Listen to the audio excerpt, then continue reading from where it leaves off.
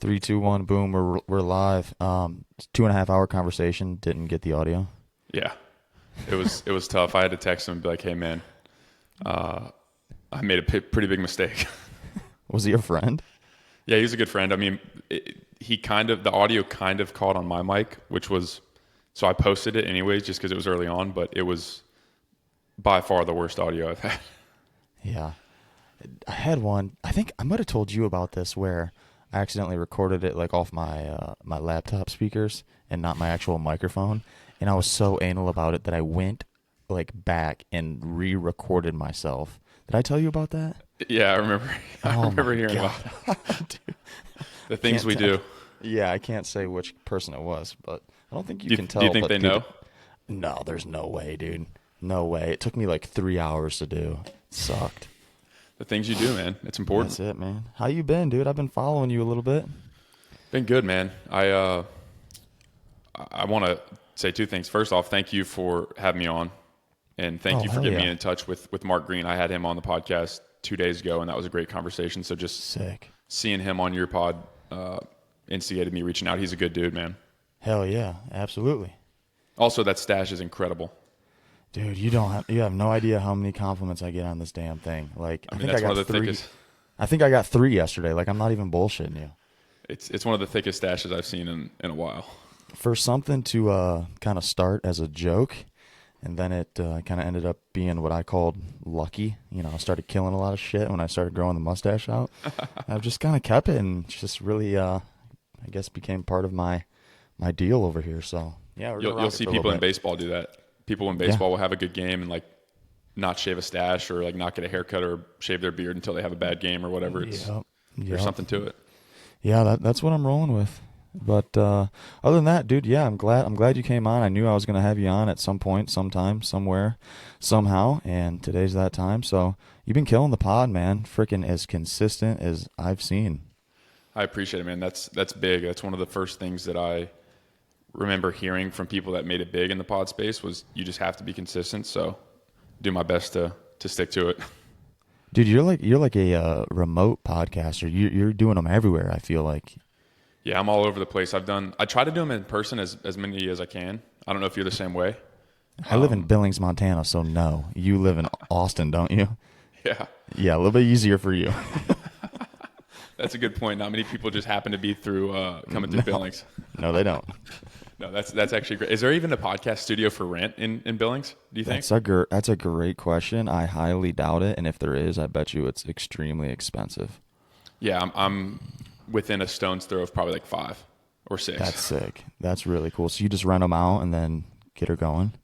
Yeah, I'm actually in the office of the company I work for, and they have a podcast, the two owners, and they're in the process of building this space that I'm in right now into a studio that will be like in-house, which would be cool too. That's really cool. Yeah, I wish I could like switch the vibe up every now and then. I think I've done two like not at my house. And they're fun, man. I just like bring my stuff and just do it wherever I'm at. But I wish that I could do more in person. They're so much better, dude. It's hard to even compare. And I do remember our podcast, when you came on my podcast, one of the bad sides of not having like a set place is, I don't know if you remember the freaking dude using I a remember. grinder like 10 feet from my head. I'm like, wow, this is a pretty bad start. No, dude. That was pretty early on. Well, I don't remember what episode I was on your show. Episode 19. 19, okay. Yeah. What are you Wait, on actually, now? dude, I You're actually on got 60 or 70 something, aren't you? yeah, 64 will be next week. Hell yeah. And I got to Yeah. tell you, dude, you legitimately, I don't think you understand the downstream effect that you've had. And I got to tell you to your face. So my buddy James, who bought like one of your hats or something, or had seen you on Instagram, I literally had been thinking, you know what, I want to have more hunting guests on. And then 2 days later, he sends me this account, and it's yours. And I hit you up via DM, said, hey, let's get on a call. And you told me, hey, man, you should start sending video DMs. So I never sent a video DM. And the reason that I'm here in this office right now, working for the two guys that I work for, that I love and admire and respect in a ton of ways, is because I sent one of them a video DM on Twitter, and then that cascaded all these things. Ended up getting coffee with him, and here I am working for him. So thank you for that advice. That's legitimately changed my life. Yeah. Wow, that's humbling. I appreciate that. And I think I just randomly got that from somebody. Somebody invited me on their show and shot me a DM like video, and I was like, man, that guy seems pretty cool. Okay, yeah, sure. Like, he seemed genuine, didn't want anything apart from just to do the podcast. And I was like, fuck yeah. It just means so much more. Like, you get to put a face to it. And, if they seem genuine, then usually I go for it. And it's worked for me tremendously, man. Like, I've never sent one and then them respond and say no. I've had them, like, not read it. You know what I mean? But if they see it, they usually go for it. So I'm glad it's been working for you, dude. It's hard to get guessed. It really is. I'd say that's the biggest challenge starting out, frankly. Yeah, it is. Because it's weird, man, because like for you and I, we're like smaller shows and stuff, but like we can't really offer a whole lot to the guest. You know what I mean? Like we can good conversation and this, that, and the third, and like if we can get on the same page and all help somebody collectively, that's perfect. But 9 times out of 10, the guest is like doing us a solid because they're like kind of probably more popular or have a bigger following or something. So it's kind of hard to reel them in if you're going for those like higher profile, I put that in quotes, type of guest. That's a great point. And I think Chris Williamson, the host of the Modern Wisdom podcast, talked about when you're starting out, the journey of podcasting is kind of you're taking crumbles of other people's audiences, meaning like you have somebody on and then maybe one or two people from their audience starts listening to your show. But then you get to a point where very long down the line, it's like hundreds of episodes most of the time, where people come on your show and then they start taking crumbles from you. So it's like this weird inflection point where you change from the taker to the giver. And that's what I'm excited for, because then you can start to put all your boys on like Rogan does, where he just literally puts all his boys on. He puts all the companies that he likes on, and that's got to be really gratifying. Yeah, really cool. And like, I enjoy kind of sharing guests too. Like you're like, hey, I got a couple guests for you if you'd like. Well, hell yeah, like I can give you a couple right now. You know what I mean? So like, they're gonna be two completely different conversations 9 times out of 10, but it's still fun because as hard as it is to get them, it's nice to like get a couple freebies. Hey, Nolan said that you were a great guy. I'd love to have you on. Vice versa with me. So yeah, it helps a lot, man. Like I'll take anything I can get, and it's really time consuming too, as you know. Like I'm sure you're not making thousands of dollars over there on your podcast, are you? I'm down probably a couple thousand in terms of podcast rentals and equipment. No, 100%. Like I guarantee you, I'm sure it's been a poor monetary investment, but a good investment in every other quantifiable way and non-quantifiable way, frankly. Yeah, this is really I never talk about this, so it's fun to have somebody on who does a show, and like it's been cool that you've kind of taken some pointers from me, and then I've watched you just like run with it. Like your show is really cool. You've had some awesome people on, and like it takes time, it takes money. Like you're renting out studios. Like good on you, man. Like freaking awesome work. I appreciate it. That's actually one of the things. So one of the things that's a blessing about being in Austin is people just come through town a lot, which is nice. But when I take the investment, that's how I provide value, really, or at least how I try to, other than having a great conversation and actually learning and being curious about the person. But if I say, hey, I'm going to spend $200 and rent this studio out, and you're going to get extremely high quality audio and video that you can post clips, or I'll post clips on YouTube and just get more content of you out, that's a small form of value that I can at least share in some way. It helps get people on, I think. Yeah, and the equipment, like I don't know if some of it's yours or if it just comes with some of the studios, but like your equipment's really good. Your audio is awesome. We talked about it at the beginning of this. Like, fuck, I am such a stickler for it, man. Like when I invite somebody on and they actually have a mic, like my freaking heart just sinks. I'm like, hell yeah, like this is gonna sound really good. Yeah. Well, that's my buddy Ryan Ayala, who has a podcast, said you never know when the first time somebody tunes into your podcast is going to be. So if it's not a good episode, if like the audio is poor or it just seems unprofessional, then the likelihood of them keeping around is probably pretty low, So it is important. It's like probably, other than the conversation, I think the conversation really is the most important, and like the genuine, like how genuine you are as the guest or as the host. But like if it's not good audio, they're just going to go listen to like one of the bigger podcasts. Yeah, I agree. I enjoy following you, man, because like you don't say a whole lot in terms of like, hey, look at me, this, that, and the other. You just quietly go about your business. You put the stuff out that needs to be put out, and then you carry on. Have you always been like that, just kind of in the shadows?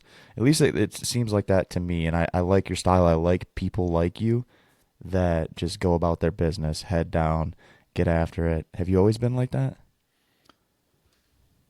When you ask that question, I'm reminded of like watching sports with my dad when I'm growing up, and how he would always root for the Bo Jacksons over the Deion Sanders or the Habib Nurmagomedovs over the McGregors. And I think that sort of stemmed, like when I played baseball my whole life through college and growing up, I remember getting literally grounded. Like if I showboated or if I had a bad attitude, I'd get grounded.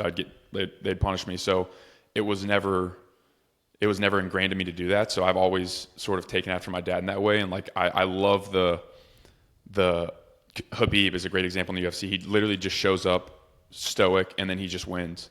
So I've always admired people that do that. And that's sort of, I've tried to emulate those types of people. Well, you do a great job at it. So you're not a Baker Mayfield fan, no Johnny Manziel, no McGregor, no Well, I'm an Deion Aggie Sanders. fan. So both my parents went to A&M. So I am a Johnny Manziel fan. Interesting. Yeah, he's like the complete opposite of everybody you just described. Yeah. But that's the Aggie in me. He's getting better though. I don't know if you've seen some of his interviews. He's improved. He's growing up. Dude, I went to his first ever game. It was the first you? SEC game for A&M, the first game with him as a quarterback, and the first game with Kevin Sumlin as a coach. And me, my brother, and my dad were like, who is this Manzielli guy? What? Yeah. And then like 3 games later, he's on the Heisman front runner. We're like, okay, something's different. Did you watch the interview with him on Club Shay Shay? I did. Really good. Yeah. Intense. Really good. That's one of my favorite ones I've seen of Manziel. And that dude, like Shannon, he's out there, but his shit is really, really good. He's got some good conversations. I'm sure he doesn't construct any of the questions that he asks, but for the most part, like the shows are freaking sick. And then the setup, like imagine having all that money and having a setup like that. You ain't got to rent nothing out. Just come on in, drink some Hennessy, and just vibe. Yeah, the leather chairs, like the good lighting. That's the end goal for me. And it's cool to see Harry and Brett, my bosses, sort of start to ideate on like, hey, this is the setup we want in the studio. This is the setup we want in the backyard. Like, it is cool. It kind of got like literally this morning I was thinking, I'm like, damn, I cannot wait to be able to think about like, okay, what do I want the chairs to be like? And like, what do I want the overall just aura of the studio to be like? That's the goal. I don't know if that's a goal for you, but that's definitely the goal for me, to have that space where people are like, damn, this is cool. Yeah. And it's been one of those things where I can't. So I'll ask you a question. How many like episodes are you booked out in advance right now? Are you still 2 a week? Are you still 2 a week, or are you just 1? 1 a week right now. 1 a week. So I just moved to Austin full time a month ago. And so and I'm literally living out of my car right now. I just got an apartment I haven't really moved into yet, and I was sleeping on my buddy's couches. So I've been like all over the place really. And so right now I'm actually not bag locked at all, which is tough. As you probably know, it's you got to kind of make shit happen. Pardon my language. But no, go for it. but ideally, there's been times, and I love it, where I've had like 7, 8, 9, 10 episodes in the backlog, and it kind of just takes this pressure off where you're like, Jesus. ooh, like I can chill, not chill, but like I don't have to literally turn around and get a pod done in 2 days, you know? Yeah. I love when I can get 3 or 4 deep, and that has just not been the case lately. Like it's tough. It hasn't been the case in months. Yeah. And it's just like I'm just doing other things, and my focus is elsewhere sometimes. But then I'll have like a killer conversation, and I'll be like, I remember why I'm doing this. This is so much fun. I'm like, it feels good. Yeah, and it's one of those things that I always like. We already talked about, like the amount of money that I've technically lost on doing this. It's kind of hard to justify spending so much time and effort in it when it's like I'm literally losing money on it, and like I need to make money other ways.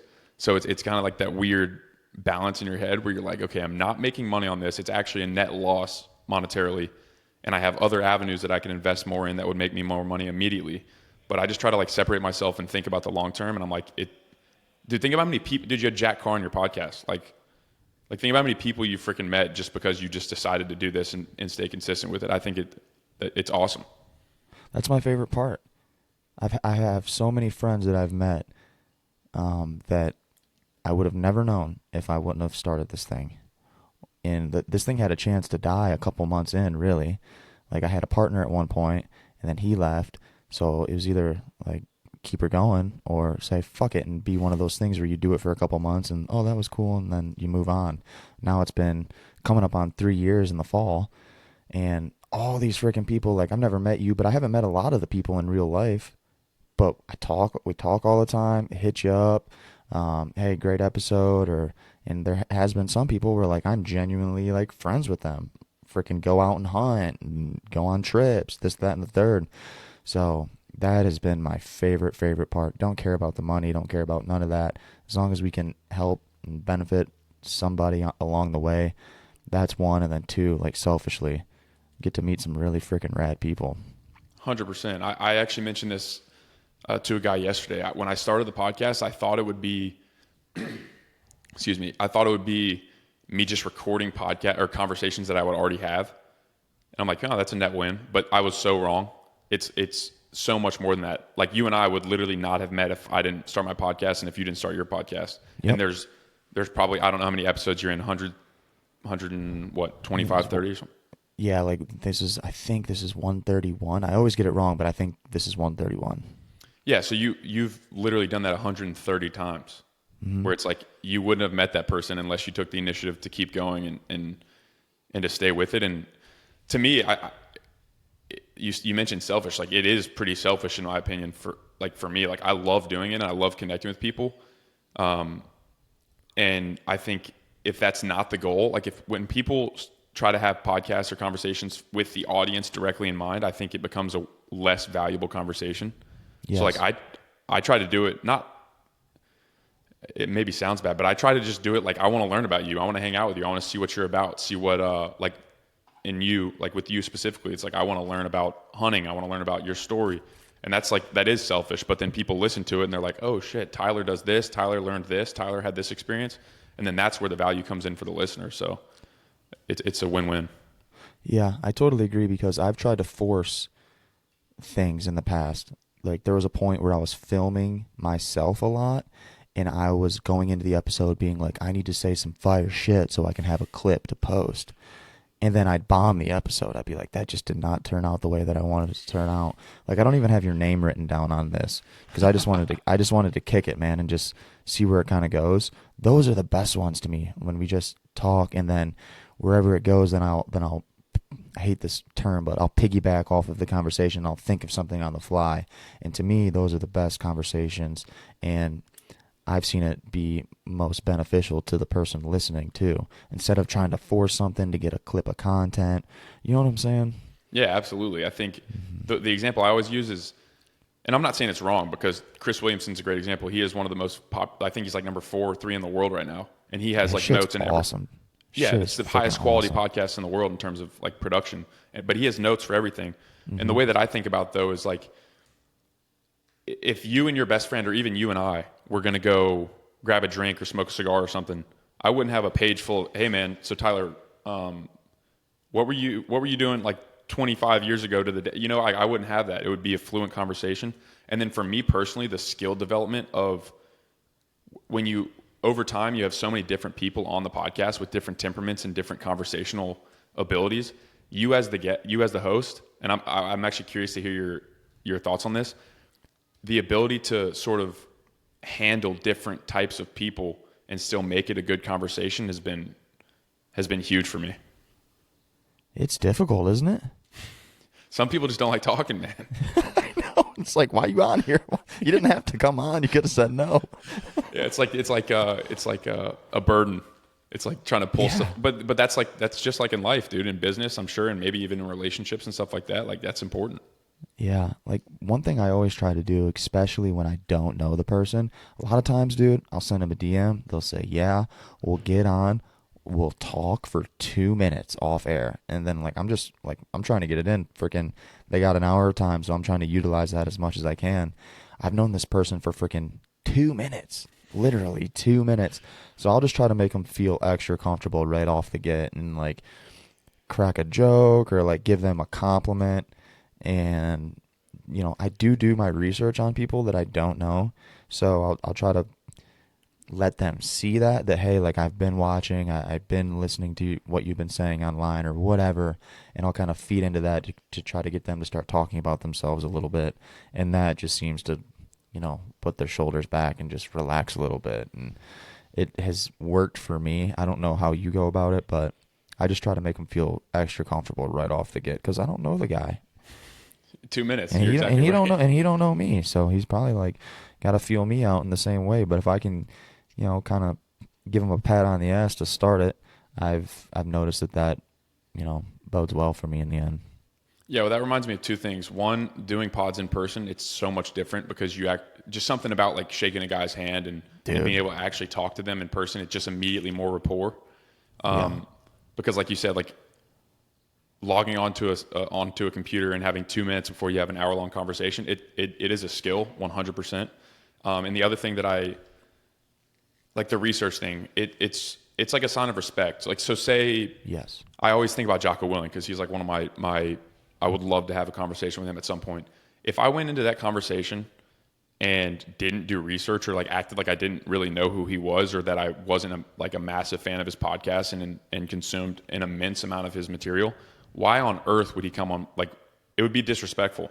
He's like, he has probably hundreds, if not thousands of people asking him to come on. So it's like, I view it as my duty to let the guy know that, like, hey, I respect you enough to have done this amount of background stuff. But then I let that, instead of focusing on that, I kind of like let that flow into the conversation, or at least I try to. I mean, that's the goal. Yeah, it's a good way of doing it. And what I've also tried to do is if I'm trying to find somebody, or let's say I have my sight set on somebody that I want to get on the pod, and they're not very easy to get on a podcast. Like, they don't do a lot of interviews. They might have their own show. They do public speaking, whatever it is. Like, they're just on the go. I'll try to pick from their network a little bit and grab one of their buddies, or grab somebody that they do business with, or grab somebody that, they've been on their show, and I'll just grab from their network who, okay, cool, gotcha. Okay, cool, gotcha. And then when I do think that, hey, this is the right time to approach them and ask them if they want to come on, hopefully they click my page to be like, all right, what's this guy about? They're like, oh, let's just say Mike was on here? Mike? Jack Carr was on there? You know what I mean? Like, Yeah. It helps. So it kind of puts them in a position where it's like, I'm not no better than that guy. Why can't I go on his podcast? So that's one of the strategic ways that I try to grab higher profile people. And it's worked well. Like, it really has. And I think it's worked pretty darn well. Actually, it takes time, a lot of effort, and a lot of strategy, but it's all a game, man. It's a really fun game that I enjoy playing.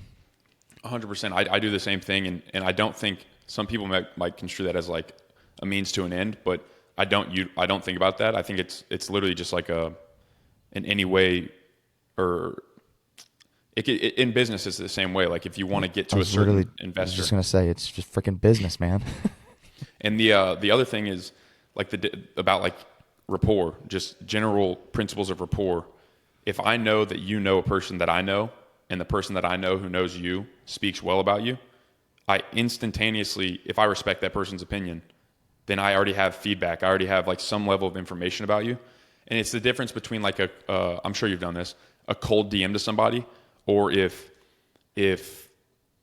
my buddy knows somebody and I say, hey man, do you mind throwing us in a group chat? And then my buddy introducing us, that's an absolute game changer. The response rate and the yes rate is significantly higher.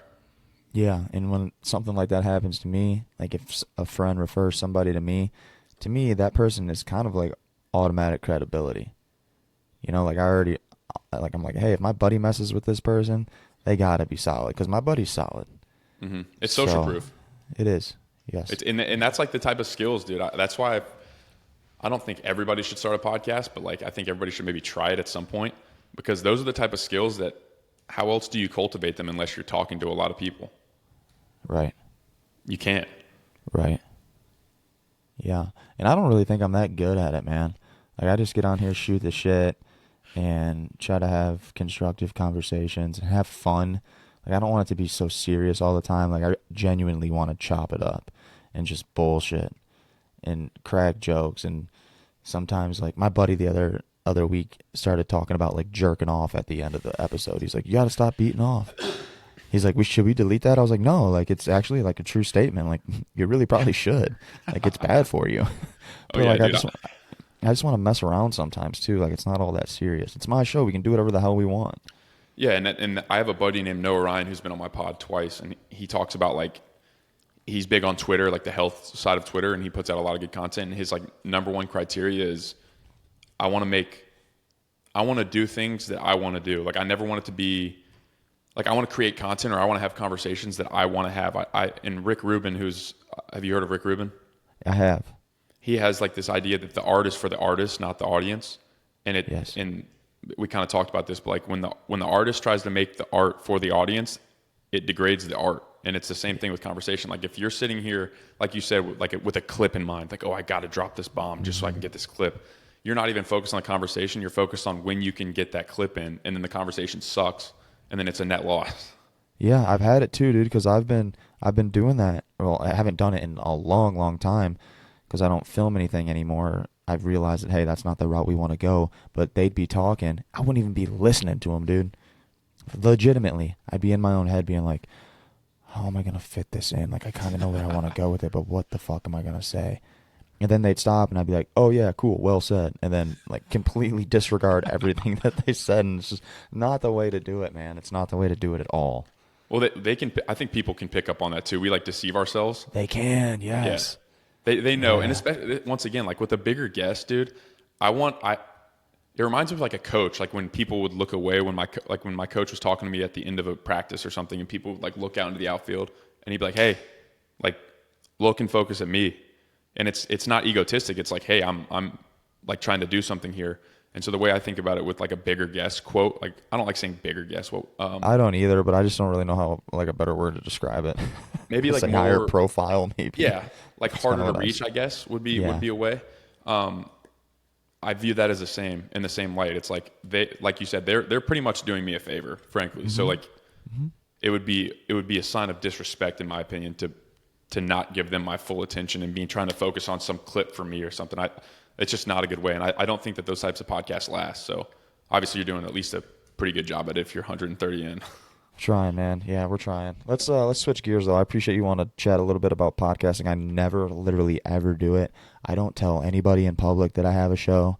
I had a guy at the gym the other day who's like, "Hey, when you said this, you know, I really thought that was," and I was just like, "Oh yeah, man, thanks." And then I get like really awkward about it for some reason. I don't know why, because it is my deal and I should probably give people more time of day when they've listened to things that I say, but it just puts me in a weird position and I feel uncomfortable at times. But to get on here and talk about it with somebody that actually does one, I appreciate it. So thank you. Yeah, man. Yeah, man. A quick story about that. I was at the gym the other day, and Austin's obviously like the podcast hub of the world right now. And I was talking to this guy I just met, and I was like, "Why'd you move to Austin?" He's like, "This, this, and this. There's all these good things." And he's like, "Yeah, but I mean, like, everybody's got a fucking podcast and stuff." And I literally didn't say anything. I was like, "Yeah, Yep. Yeah, those like, bastards. yeah." I'm like, "Dude, they suck." Speaking of, we'll sway away from podcasting a little bit, but I'm about to bring up a question that is a podcast. Do you watch Kill Tony? I've watched some of the clips. I've never watched like the full thing. Dude, you need to go to one if you can get a freaking ticket. I have a ton of my buddies go to the mothership like on a regular basis. I just never been. Dude, it's pretty dark comedy, but it's fucking awesome.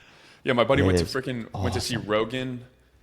They just recorded like Protect Our Parks or whatever. So he saw Rogan, Shane Gillis, Normand, and Ari Shaffir in the same night for like $40 or something. I'm like, that's what outta Austin's here. about. Yeah, hell yeah. Is 6th Street, like, do you party at all or not really? Dude, I actually went. I mean, I go out. It's funny. I go to a bar called Deep Eddies in Austin. If anybody's listening to this from Austin, hopefully they know about it. It's like a pool bar. That's more my speed. Like just go play pool, get some drinks with the fellas. And it's like a good mix of like, there's a younger crowd too, but it's not like just like one of these college bars where people get absurd. But I actually went to West 6th last week. It's a freaking cool place, dude. It is. Is it kind of a gong show down there on 6th Street or? Well, there's Dirty Six and then there's West 6. West 6 is nice. That's like where the good bars are. It's safer. Okay. Dirty Six, man, where the mothership is, like you could walk out of the mothership and like walk into a person that's just like cracked out. A little bit of everything down there then. Yeah. Okay, got it. I try to stay away from that side, frankly. Yeah, that's like bucket list for me to get down there and not necessarily party, but I want to go to Kill Tony. I just think that the show would be awesome, and we follow it pretty closely, and it's funny, man. Like Hinchcliffe he's genius. He's absolute genius. The way that he's constructed his whole thing, and shoot, man, they're like over a decade biggest live podcast in the country, and they've turned it into selling out arenas, and it's just really, really cool, and it's inspiring. Well, dude, the thing we talked about earlier, like getting to a point where you can put people on. Think about how many comedians' careers have been, careers, and then derivative of that is like their entire lives have been changed because of Kill Tony. Yep. Like literally countless of them, probably dozens. If you go on there and crush, you're straight. You are set. You're set, literally. Like you get gigs, you start opening for people, you start making more money. That's the coolest part to me, to like see these, like Cam Patterson, the young dude who just like, my wife loves that guy. Dude, he's probably one of my favorite comedians right now, bro. So funny, dude. But yeah, the comedy scene in Austin is insane. The podcasting scene's insane, and like the jiu-jitsu martial arts scene is insane as well. And that's where I wanted to go now. Is you train a lot? You know, since I've been like running around, like I said, I haven't been on the mats consistently for a while now. But it's once I get settled into this apartment, it's a priority to get back on the mats like as regularly as I possibly can. You love it? I do love it. Why? That's actually a really good question. So I played baseball, like I said, for 18 years of my life. Wanted to play professionally, like invested immense amount of time, resources, energy, and focus into it, and it didn't come to fruition. And for a while, I was like really kind of lost at like what I wanted to do next, and it was tough. And I remember walking, and this is like props to my dad if he listens to this. He was 57, and I convinced him to go in for his first jiu-jitsu class with me as a 24-year-old, or maybe 23. But I've never felt more dumb, Tyler. I'm like dead serious. Like when I walked into that class, I've never felt more out of place any time in my life. And then I just kind of got over it, and I went 6 times a week for 9 months. And when I left Atlanta, when I moved out of Atlanta, I was like, oh my gosh, I remember walking in here not even knowing how to fall right, not even knowing how to get up right. And now I'm like doing this level of advanced choke, or I just choked out this competitor or whatever. And it's the journey of becoming good at jiu-jitsu particularly. And Jocko Willink talks about it all the time. It's like, it's one of the most rewarding things I've ever done. Yeah. It's funny because I've never really done it on my own time. We used to have to do it for work a lot. And when I first started doing it, I was right there with you. I was like, what? I have no fucking idea what I'm doing. Like, I could punch you in the head, but like if you take me down to the ground, like you're going to freaking destroy me. And that is a very helpless feeling.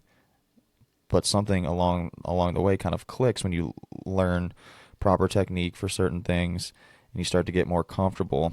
I can see why it would become addicting to some folks. I've never gotten there because I've never given it enough time and energy, but I can definitely see how it can be addicting.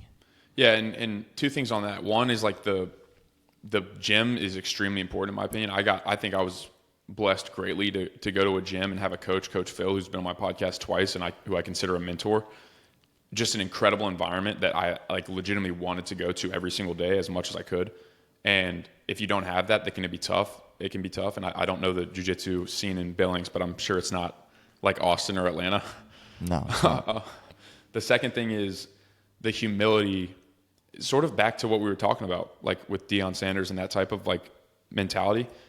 I'm 6'3", 235 pounds, former Division I athlete, strong, athletic, and I've gotten manhandled by dudes that are 150 pounds. Crazy, and I'm not making that up. Like I've literally gotten manhandled. And when I walked out of that, I'm like, I fucking hate that feeling. Like I just got humiliated in the best sense. But then if you flip that, you're like, okay, I just need to get better. And then sure enough, a couple months down the line, you're choking out dudes that are upper belts that 4 months ago you were getting beat down on and stuff. It's just such a cool sort of cycle of being humiliated, but then building confidence, and humiliated and building confidence. It is addicting. Yeah. Speaking of like trying to grab clips, I'm sure you've seen the ones of Bradley Martin talking to like UFC guys, and he had Who the fuck? It's so many people. He'd be like, how much you weigh? They'd be like 150. He's like, in a street fight, I could take you. I'm 260. And they're like, no, you couldn't. Yeah, I would kill you. Like, no, you couldn't. He's Yeah. like, all I'd have to do is grab you. And they're like, yeah, but once we go down, like, you're gonna die. Did you see the Yeah. one with Nate Diaz? Yeah, where he like didn't He's even. like, he's like, you're a podcaster, brother. He's like, I just wouldn't want to hurt you. He's like, we should mess around right now. And Diaz is like, we can mess around right after this. And then Bradley's like, I just wouldn't want to hurt you. And Diaz just goes, you won't.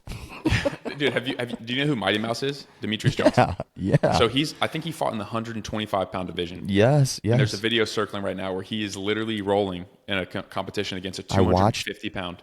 I watched it yesterday. Right hand to God.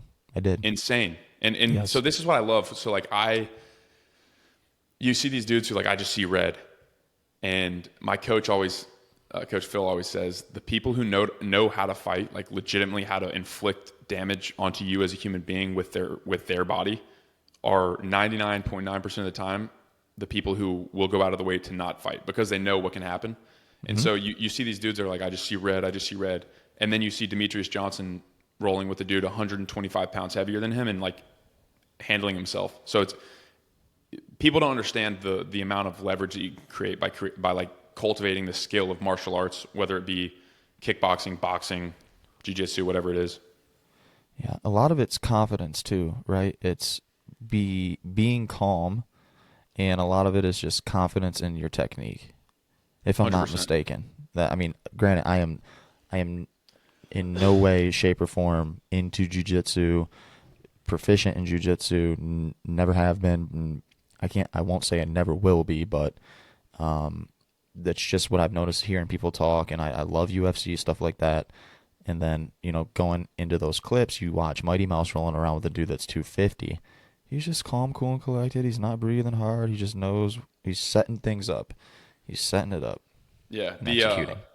Well, yeah, two things on that too. The history of jiu-jitsu. Well, first off, the practicality of that in terms of life, what I've noticed, one thing that my coach actually told me this one time when I was still a white belt. He was like he brought the class in and he's like, let me tell y'all something. And I didn't know this was going to happen. It was a super cool moment. I'll probably never forget it. But he was like, do y'all know why Nolan's going to be good as shit at jiu-jitsu? And I'm like, I don't know. Maybe I'm fucking Awkward. 6'3", like 230. I don't know. And he's like, because when we're drilling, he has nothing to prove. And so like I remember this vividly, and he like sort of expounded on the fact that like he's stronger than everyone in here, but he can roll with Leanne, who's 95-pound woman, and still get something out of it and not just overpower. And the point in that is like, I'll be so in jiu-jitsu there's dominant and then non-dominant positions. So like if somebody's mounting me or if somebody has side control and I'm being smashed, I'll see people who are less experienced or maybe just maybe the athletic background of my life, like in baseball and pitching in bigger moments has like led me to that, but they'll be breathing significantly harder than me. And I'm like, if I'm like trying to help them, I'll be like, hey dude, just, like right now you're in a dominant position and I should be the one that's like, but it's backwards. Like I'm sitting there, I do my absolute best to just be like trying Stay to calm. Yeah, trying to be calm, trying to be collected, and that's exactly what you're talking about with Mighty Mouse. Like the level of confidence that he has to have in his abilities to walk up against a 250-pound mountain of a man and be like super collected and focused is incredible. And then the second point about that, jiu-jitsu particularly, are you familiar with like the origins of jiu-jitsu, Brazilian jiu-jitsu? No. I mean, I've heard of it, and but no. To answer your question, not at all. So Helio Gracie is like so Carlos Gracie basically got taught by, I think it was Count Maeda in Japan. And then he came and taught it to his sons, Carlos and Helio. And Helio, as I understand it, was like a super skinny guy, very skinny, not very strong at all. And so he basically created this type of jiu-jitsu, which like was going to be called Gracie Jiu-Jitsu, but is now called BJJ. It's like the origins of all BJJ, where like technique is better than speed. And I can't remember the other one, like connection is better than strength or something like that. So he was a meek, sort of like, not passive, but not a very strong guy. So he had to create this system where he could handle himself in a situation where he wasn't the strongest or the most athletic person. So that's like really at the foundation of jiu-jitsu is like that right there. Is like you can be strong, and strength does play a part. Like don't let people tell you that it doesn't. It absolutely does. You can sort of manpower your way out of situations if you need to at some point. But like the example would be my 150 pound coach was a black belt and I'm 100 pounds more than him almost, and him just manhandling me and even like doing sacrifice throws with me because his technique was so good. Like he used all the leverage, he used all the frames, he used everything basically against me. And that's one of my favorite things about jiu-jitsu. So it's like, if a person that's 150 pounds can do it and become extremely effective, imagine somebody like myself or you who are strong and athletic and capable already. Like imagine the confidence you'd have walking into God forbid, like a situation where you needed to use your physical capabilities. Mm-hmm. What lessons have you kind of learned from BJJ and like transitioned it into your own life, even on a day-to-day basis? Is it humility? Humility is a huge one, 100%. Yeah. And then another one is consistency. Consistency. Because it's... and how do you apply that to your everyday life? Well, so first off, it's like sort of like we talked about with the podcast. Like you just have to just keep doing it. Like it's really just a war of attrition generally. Like if you get to 1,000 episodes, there's no way on earth that you wouldn't be successful. Right. So it's sort of the same deal. Like people want to go in like 2 times a week, which is totally cool. It's better than none. But if you don't make it a consistent habit, like I've already noticed, I haven't been on the mats consistently for a couple months, and I 100% noticed a decrease in my like intellect or my IQ on the mats, 100%. And so that's how you downfall. And the way I implement that in my life is sort of like a podcast would be the good example. It's like, I can't just take 3 weeks off. Like I can't just take 4 weeks off and not have a conversation with somebody, because then those skills start to erode. So it's really just a matter of like the humility is probably the biggest thing. Just knowing how inadequate I am and like how to rectify that inadequacy by working. And then the way you do that is by working consistently. So humility and consistency are the 2 biggest things for sure. Yeah. So jiu-jitsu is not like riding a bike. It's very perishable. If you're not constantly rolling or learning or improving, you're not just going to be the same level you were 2 months ago. I think there's definitely a floor. Like if I never did jiu-jitsu again, I would at least understand like how to shrimp or how to do a tech stand or probably like a rear naked choke or something like that. But when you start adding like levels of competency onto it, like if I was going to go out of jiu-jitsu for 4 or 5 months and then roll with another blue belt that was my size that had been training consistently, I would get smashed 100%. So it's like there's definitely a floor, but you just severely mitigate your ceiling. Like your ceiling just goes way down when you stop. You think there's a lot of problem solving in jiu-jitsu? It's human chess, absolutely. It's literally human chess with a resisting opponent, and then if you lose, you get choked out and blood stops going to your brain. Yeah, that's quite so you the have to problem consequence. solve. Yeah, quite the consequence.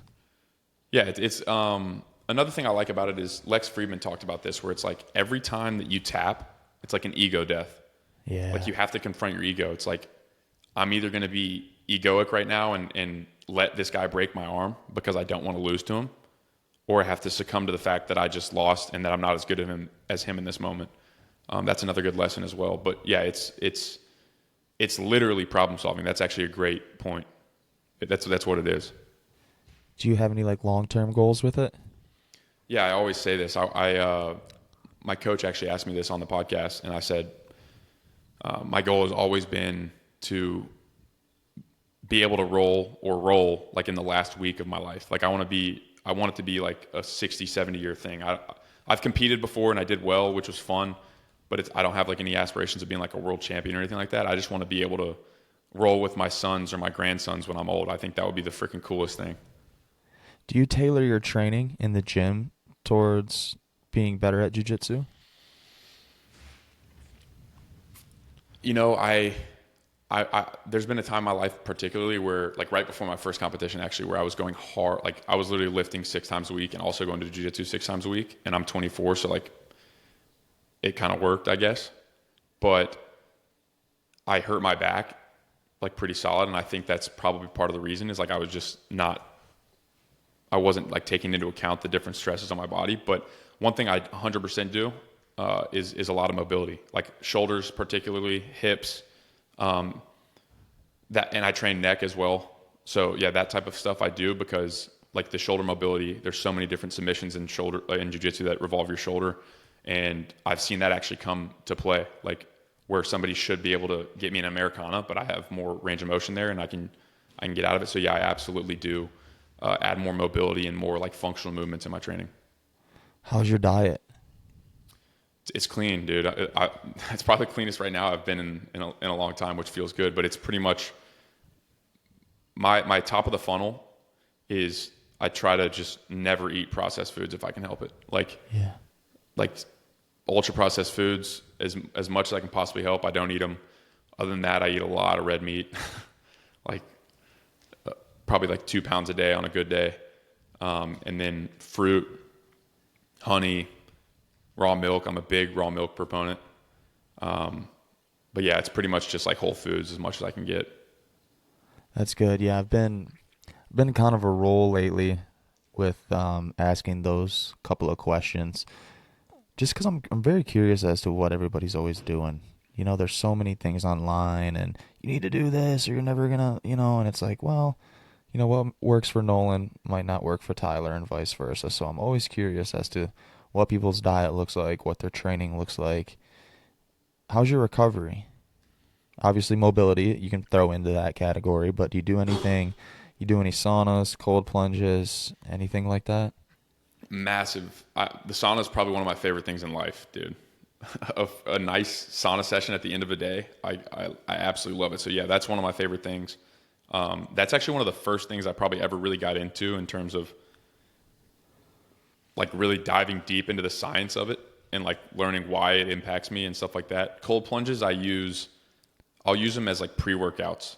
Like, so I'll get in the cold plunge. I got this from Rogan, but I'll get in the cold plunge and then work out because it's dopamine, adrenaline, and cortisol, which like literally just the workout usually is awesome after that. Sleep is also incredibly important. I think that's like the bedrock of all recovery. And I learned that from... that's the most least talked about fucking thing. 100%. You've brought up Jocko multiple times, and like the guy doesn't sleep for fucking shit. Or maybe he does now. I just haven't been following him lately. Then you bring up, or you didn't bring this up, but like guys like The Rock and like Cam Hanes, these dudes are getting like 4 or 5 hours a day. Yeah. No, you can't do it. Bioindividuality, like you brought it up, things work for different people, and some people just have, like The Rock, for example, he's on gear. So like a fuck ton of it. Yeah, so that obviously, this is one of the things that I don't like about people like that. Not to downplay The Rock. I think he's like probably net positive, but just like the idea, like when you're telling people, or at least inferring that you should go sleep 3 hours a night and go work out first thing in the morning and at night and blah blah blah, but you're literally taking exogenous testosterone, which is like 10x's recovery. I think that's disingenuous. So like Jocko Willink, as far as I understand, is not on anything. I think he might literally just be one of those freaks who's got either like astronomically superhuman levels of testosterone, or he's just cultivated his mind in such a way where it doesn't matter. But I agree with you completely. Sleep literally is, there's a reason that our bodies literally turn off for 8 hours a night. Like that there's a reason for that. And it's because it's extremely important. It is. And dude, like I've been that guy up until, shoot, as recently as like 3-4 months ago, where like, oh man, I'm solid off 4 hours of sleep. Like I'm good. Yeah, I'm good for like 3 days. And then Friday night comes, and then I wake up at 11 on Saturday because my freaking, like I'm just dead. Right? I sleep for like 12 hours, and I'm like, I'm going to stop. So now I just feel like an old grandpa, dude. Like last night, I was in bed, probably asleep by 9. That's awesome. And I was up at freaking 5 this morning. That's like 7 hours and 8 hours. And I've been tracking it, dude. Like my watch gives me like a sleep score and stuff. I think I'm averaging like an 87 out of 100, which is fucking, like I feel great. I've never been this dialed with my sleep and my diet and like my training, and I feel it, but I don't feel, I firmly believe that my training wouldn't be as good if I wasn't getting enough sleep, or my diet wouldn't be as on point as it is if I wasn't getting enough sleep. But so just by changing my sleep, everything else has benefited, my physique, my energy levels, all of that. And it's just by getting more sleep and not being stubborn. Yeah, and it's like push now. It's like the grind set, like the grind mode type deal where it's like you get 4 hours of sleep, drink coffee, and just get your work done. Which is like, it's it's uh it's plausible, like it's effective, but it's not optimal, if that makes sense. Like you can get stuff done, but it's not going to be your best work. You're not going to have your best conversations. You're not going to be the best husband you can be. You know, you're definitely not going to be the best father and business person you could be. So it's like, at what cost are you giving up those 3 hours? Like, what if you just maximized your day so that you could get the best rest that you could? I mean, when you dive into like the actual science of it and like understand what literally like physiologically goes on when you sleep, you understand that it's like a non-negotiable for me, really. What's your caffeine intake like? I like coffee, so I drink. I've been on like a 3 to 4 cup, but what I do to kind of trick myself is I make them like smaller cups. So like I drink like probably like 3 or 4, however many ounces, like I don't even know, like 8-ounce cups. Try to be done by 1 o'clock usually. But that doesn't always happen. Sometimes I'll hit an afternoon coffee. But I'm also like, I understand that I am young, and I think that there's like a certain level of resilience that comes with that like people in their 50s don't have that luxury. But yeah, so I like caffeine. I'm a nicotine guy too. I see you. What do you have? What do you have? Rogue. Nice. Yeah. Not as good as Copenhagen, but it's you know, we got to do something. Yeah. Dude, nicotine. I need to quit them. For real. Yeah, it's tough. I mean, dude, it's one of those things I always heard it said, like, if you don't do it already, don't start. Correct. Which is pretty good advice. Did you dip playing baseball? Never dipped. I've never put a dip in my life. Dude, good. How? Because I play college disgusting. I play college baseball too. Like I know about all the sacrifices you're talking about, all the weekends. How many times have you said I can't? I have baseball. A million. Yeah. Like I've been there with you, dude. So it's just one of those things. Like I wanted to be cool, man. I always just thought it was disgusting. I don't know. Like I like could never get myself to do it. I think it's because I probably heard stories like my dad accidentally drank one of his fraternity brothers' dip spit and told me about that. It's awesome. Yeah, it's a great time. Yeah, I've been there multiple times. Fucking, yeah, highly recommend. Pre-workout. Yeah. Yeah, never dipped though. But yeah, I've been. Nicotine's really helped me with my focus, man. And I know that's not like. That's what I'm saying. I'm not an evangelist for nicotine, but it's helped me with, because I took ADHD medicine for 7 years. So like I literally took Vyvanse for 7 straight years, which the downstream effects from that I don't know specifically, but I'm sure it's not like really good for me. So nicotine's kind of helped fill that gap a little bit. Yeah, that's interesting. Very interesting, because my wife had taken it for the majority of her life too, and she's been off of it for, 6-9 months. Nice. Yeah, but she's also trying to like fill that gap too, experimenting with different things. She's got a box of Morgan, are you down there?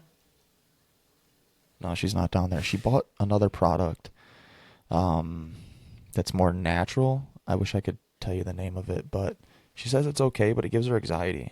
Yeah. Like towards the end of the night when it wears off and stuff, and it'd be interesting because I'd be like, hey, throw one of these in and see how it kind of plays with her. But I know nicotine gives some people anxiety too. It's like really? I have some buddies who won't do it because they get anxious. Well, the buddies I'm thinking of also don't drink caffeine, so maybe they're just not primed for it. Yeah, interesting. Did you ever get on the energy drink thing? Oh, I used to crush bangs. Yeah, dude. Pre-game bang was like a ritual. Yeah, yep. Just 300 milligrams to the dome. Yeah, those are so bad for you. Yeah, I stopped. Yeah. I'm a coffee guy. Like I'll drink coffee. Like I don't see a problem with drinking coffee. I actually think in a lot of cases it can be pretty positively beneficial. Yeah. Are you one of the guys who like waits when they wake up, or are you like we're going directly to the Keurig or the coffee pot or French press or whatever as soon as you get up? Well, on that, I've been on the instant coffee recently, dude. We're in the instant coffee phase right now, which is actually like I think slept on. It's actually pretty good. What instant coffee do you drink? Just like straight from Whole Foods, like whatever they have. No, I'm gonna take care of you. I got the best instant coffee in the game. Farewell Coffee. So good. Yeah, I'll take care of you. I'll send you some. Hell yeah, dude. But yeah, I usually wait, but I try not to be like dogmatic with any of that stuff, dude. Honestly, like if I wake up one morning and I'm like, and I didn't get that much sleep, and I just want a cup of coffee. I try not to beat myself up like I have to wait. Sometimes I just want a cup of coffee, dude, and I'm like, I'll drink a cup of coffee.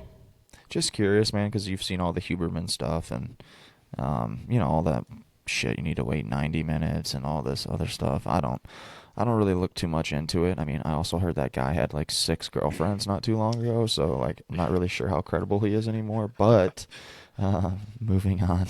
Did you see that article? It blew up. It literally went everywhere.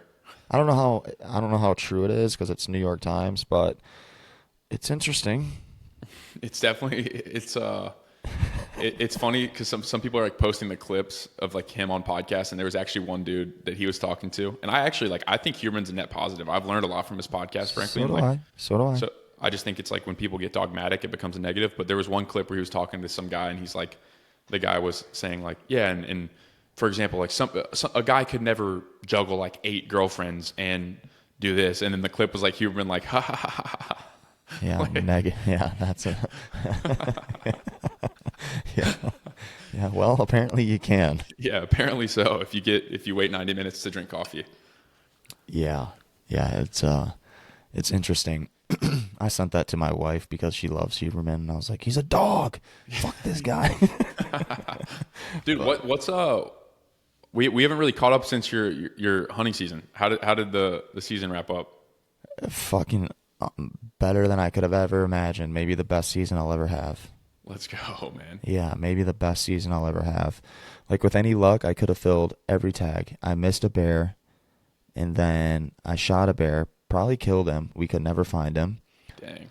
And then I shot a mule deer with my bow, and then Kobe and I shot 2 bull elk, like back to back, Nice. 10 seconds after each other. And then I missed an antelope. So with any type of luck, I could have went 4 for 4. It was so thankful to do what I did, though, man. It was I wouldn't say necessarily a long time coming because I've know people that have taken them like 5, 6, 7 years to kill an elk. That's primarily like bow hunting though, and I killed mine with a rifle. But yeah, super blessed, man. If I can even do half that this year, it'd be a win. Full freezer, man. That's got to be gratifying as hell, especially after we talked last time. You had the tough but like really valuable season last year. And so to be able to come out on top this year, that's freaking awesome, dude. Yeah, and that's the thing that's most important, dude, is that full freezer. Like, I realized that after this year. It's like, I don't give a fuck if it's a raghorn or if it's a 350-inch bull. Like, I really don't care. Like, would it be sick to shoot, like, a huge bull? Heck yeah, dude. Like, I'm sure I will someday. But, like, what's even more cool is that can't fit any more meat in my freezer. Like, that is, like, the best part. It's and then you get the gratification of, like, giving people meat, which is, like, dude, one of the best gifts you can give. Yeah, I gave my dad a bunch of it, and like my wife loves it, and that's like all we eat, dude. Like I'm red meat just like you. Like that's primarily my diet. I've been probably less than 20 carbs a day and just been going off eggs and meat and a lot of vegetables, a little bit of fruit here and there, and then just a shit ton of water, 1 liquid death, and a bunch of coffee, and I feel better than I ever have. Dude, that's awesome. That's good to hear. Yeah, it's got to be exciting. It's really exciting, dude. Like, that's why I've been so curious the past couple of weeks. Like, I've been asking everybody that, because 9 times out of 10, if you're on the show, you're into health and fitness just because of what I like to talk about. So it's been fun asking everybody, like, what they've experienced, like, what they've been experimenting with in terms of diet, recovery, exercise, and stuff. And I've kind of really honed my stuff in. And, like, I'm heavy right now. Like, I'm, like, 185 in the morning, which is, like, pretty fucking heavy for me. But, like, I am, like, less than 10% body fat, like, just lean bean, freaking nice, maxed out. Like, I've been doing, like, a lot of, like, HIIT stuff in the gym, which has been fun. Not necessarily, like, hey, let's go jack weight. So it's been cool experimenting and just still being an athlete. And I know you know what that feels like, so. Yeah, the HIIT stuff is a good way to just just get shredded. Yeah, and it's hard, dude. Like, it's really hard. The workout I did today was like, it's no bullshit. Mm-hmm. Like, no bullshit. And there was no weights involved at all. But, like, freaking my average heart rate, let's see what this was. I'm going to look it up just because I'm curious. History, activity, Took me an hour and 5 minutes. Average heart rate 146 For an hour. For over an hour. Yeah, like it's pretty fucking good, man. Yeah, that's tough. Yeah. I have a buddy who talking about like no weights. I have a buddy who him and his wife started like this fitness program during COVID, and the whole premise was like because people couldn't go to gyms. And I've never done one of the workouts, but one of my good buddies did, and he said it wrecked him, like literally destroyed him. And I think there was like maybe a 20-pound dumbbell involved, but it like literally destroyed him. Yeah, dude. You don't need much, man. It's kind of a cope. It's like excuses almost to like, and I've fallen into that trap. It's like, oh, like I got to go to the gym. It's like, dude, you could literally just bust out 100 burpees right now. Yeah. Yeah, the shit, like, it's not fucking brain surgery. It's not. It's actually very simple. It's very simple. It's very simple. It's not easy, but like, it should be the easy part of it. The hard part should be your diet. Like you have to be more in tune with that. You got to find out what works for you, this, that, and the third. Find out what agrees with you. You know, what makes you feel good, what makes you feel bad, sluggish, carbs, high fats, obviously a lot of protein. Like, that's stuff that takes time. But the gym, you can kill a kettlebell workout in 20 minutes. Just type it in on Google. Like, you'll find something. On it has a bunch of them probably. Like, go get you a 35-pound kettlebell and you can do a full body thing in 20 minutes. Burn 300-400 calories, no rest, and dude, you're out the door. Yeah, it's one of my buddies I had on the podcast who's like you could say like health coach or recovery coach or something like that, but he's a great dude and we had a great conversation. But he said like all you need is 3 feet of space and some intention. Like you don't need $10,000 gym equipment. You don't need to drive 45 minutes. I mean, I'm not saying this stuff is bad because there is utility in that for sure. But like I've done this before and maybe I'll do it today just because I brought it up. Just try to do as many burpees as you possibly can do in 10 minutes and then see how you feel. Yeah, no. And the cool thing about like trying different things is like you find your weakness. Like for me, I am terrible at burpees. Not necessarily terrible, but like, I mean, my shit will spike. Like my heart rate will absolutely spike on like burpee number 8. Like just done for, dude. And then like a burpee broad jump. I don't know if you've ever messed around with those. No, don't. They're terrible. You ever done wall balls? Wall balls where you squat and then throw the ball up? Yeah. I've done those, yeah. They're horrible. Yeah. They're horrible.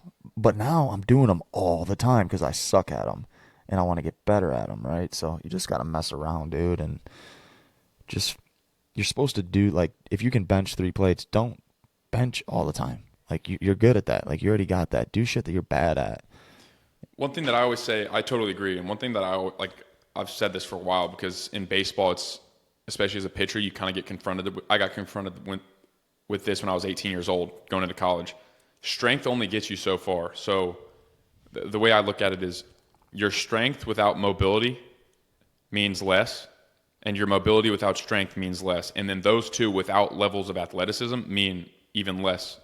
So like that's what I try to do. I try to like, I'll go through seasons where I'll do like in the winter for some reason I just feel better about lifting heavier weights, but then in the spring and summer I'll do more HIIT stuff or more cardio centric like EMOMs and things like that. But if you only train for the gym, like in terms of strength, the utility of your strength is diminished greatly. But if you can be strong and then also be able to touch your toes and be able to bend, like have spinal hygiene or spinal dexterity, then like it means more. And so that's like my guiding light. Like I never want to be the guy who's just like walking around, like can't walk through a door. And I never want to be the guy that can't deadlift 400 pounds. You know, I want to be that guy in the middle.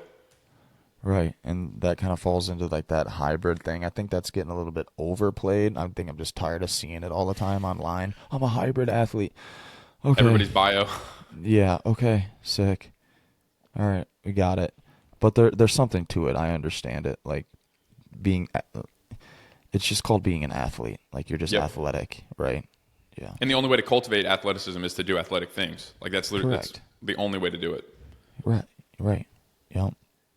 I even like, dude, one thing I love is I do this every day. I go to the gym and I play basketball. That's like, dude, I'll shoot around too. Yeah, I do too.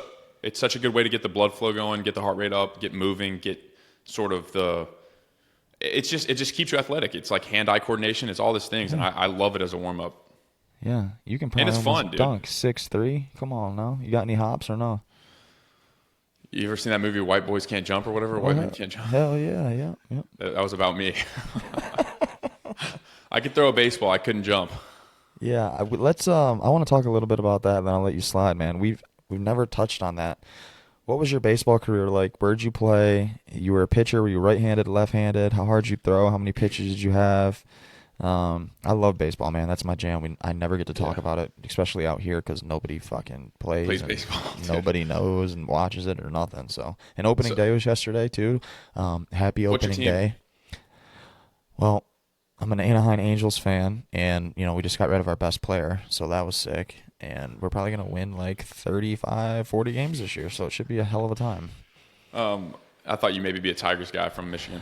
Do you like Tigers? Yeah, I do like the Tigers, but when I was a kid, we went out to LA a couple times, and I was like a huge Vladimir Guerrero guy. Oh yeah. So you know who? yeah. Have you heard of Kerry Carpenter on the Tigers? Yeah. Yep. He's one of my buddies. We played together. Yeah. No shit. That's super cool. He's a good dude. And he's killing it too, which is so cool to see. But yeah, my baseball career, it's pretty unique. So I went to Virginia Tech as a two-way. So I was a catcher and a pitcher. You don't see that very often. Yeah, well, that's what I went into it as. But then quickly thereafter, I basically just focused on catching. I basically just caught for the first year and a half, and had a series of injuries where it's sort of just not to cast the blame or not take responsibility. I just couldn't hit. Let's just say that I just could not hit at that level. But luckily, I had a good arm, so switched to pitcher. Pitched at Virginia Tech until I graduated my fourth year, and honestly had a pretty lackluster career. It was tough because I had all the potential in the world. Had scout meetings with MLB teams. Got up to 95. Had a really good from the right side. Yeah, from the right side. Had a really good fastball. Had a decent curveball at the time. And honestly, dude, I was fed up. When I graduated from Tech, I was gonna quit. I was gonna be you know what? I'll just go do whatever. Were you burnt out? Burnt out, but also just I don't know if it was just disappointment in myself or I was dude, I've spent so much time, energy, and focus. I was the dude who was getting to the gym 25 minutes earlier to do mobility before our lifts at 6 a.m. I was the dude who was staying after practice to do arm care because I was just dude, I fucking focused so hard on this, and I was just dude, it's whatever. At this point, I'm just gonna move on. And my dad, I remember this conversation vividly. He was dude, just you can do anything for 8 months. Go spend 8 months at a school and just give it one more year. And so I did, and you'll actually maybe find this interesting. I toured a couple schools in VCU in Richmond, which is I don't like the school and I don't like the city. But I had my official visit with the coach, Coach Sean Stifler, and we walked around, went to get burgers. We talked about baseball for maybe 3 minutes. We talked about hunting. We talked about Montana and ranching and books and Jordan Peterson and all this stuff. And I'm I want to play for this guy. Hands down, I'm coming to VCU. And so ended up going to VCU, and it's a super cool thing to think back on. I appreciate you asking this question because it's kind of allowing me to reflect on it. It all came to fruition. I ended up pitching extremely well, won several games against top 10 teams. We went to a regional at UNC. I got the save against UNC at their own at UNC against them. And we won we went 43-20, went on a 17-game win streak. We won our conference. So it was the perfect bow tie or cherry on top. So that's the wave tops of my career. Yeah. Interesting. No draft opportunities? Because usually when you throw 95, they try to find a way to make that fucking work. So my junior year, this is the thing. The winter of my junior year, usually what you do is you have scout meetings. Scouts will come to schools and they'll talk to players they're interested in. And on scout day, I literally was 92-94, struck out 4 batters. And I'm oh, wow, this is fucking awesome. And I'm a big right-handed dude with a really good fastball. Dude, you're tall. Yeah. Yeah. Yep. And I had 13 scout meetings. So I was holy shit, this is awesome. There's some serious potential. And then that was COVID. That's when COVID happened. So my year got cut short, and my outings before that were subpar. So didn't get drafted that year. I was talking to a team briefly about a free agent sign deal, but I was I'm not interested in that because it's I would have made $1,500 and then forfeited my college degree and stuff. I was that's probably not worth it. But then after VCU, people would ask me, it's funny, people would ask me hey, if you get drafted, are you gonna sign? I'm no. I knew it was done. I just knew it. And I was okay with that. Like it was a cool thing. It was like, I'm just going to play this year, have as much fun, and do as well as I possibly can, and honor and respect Coach Stifler and Coach Foltz as best I can, because they took a chance on me and really believed in me. So after VCU, I didn't get drafted, but I was like, if I did, I wouldn't have signed. Yeah, that's good for you though, because as long as you're at peace with it, that's what matters. Mm-hmm. And it's also cool, dude. I don't know if you've ever had the experience to like play for two dudes that I'm like, two men who are like I respected to such a high degree. It wasn't necessarily the case at Virginia Tech. I'm not casting shade on my coaches there, but just didn't have the same relationship with them. Mm-hmm. And to like be able to look at a coach that like legitimately believed in me, yes. it was just different. Yeah, that wasn't the case for me in college, but my high school coach, like he played AA, and I've had him on the show. I've had his kid on the show, and we talk all the time. And he's like my second dad. That's awesome, dude. Yeah. So I know exactly what you mean. I know exactly. It gives me like a little bit of inspiration to hopefully one day become that for somebody, like to become that guy that they're like, he was the one who like really believed in me. Yeah, a lot of opportunities down there in Texas. You ever think about trying to get a part-time thing or get on with a school or high school or anything like that? Dude, you know what's funny is I haven't picked up a baseball since my last game at VCU. That was my next question. When was the last time you played catch? I haven't picked up a baseball, and I really do think that it takes a long time, bro. I think it took me 5 years to pick up a baseball. Yeah, and I'm okay with that. Like it's dude, I've literally spent 18 years of my life revolved around baseball, so I'm kind of like, I love the game. I am so glad that I played it, but it's like, dude, I've got other things that I want to focus on. So the answer to that question is no, but down the line I could see myself getting involved. Yeah, you should look into it if you ever get the itch again, man, to help. I helped with my high school a couple of years, and it's an awesome opportunity.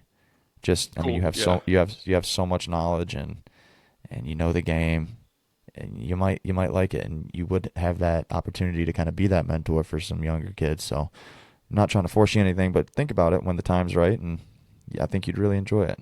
I appreciate that push, dude, because I really haven't thought about it. So I appreciate that encouragement and that push. I definitely could see myself doing something like that down the line. Yeah. Have you? Are you afraid to pick up a baseball because you think you might like it?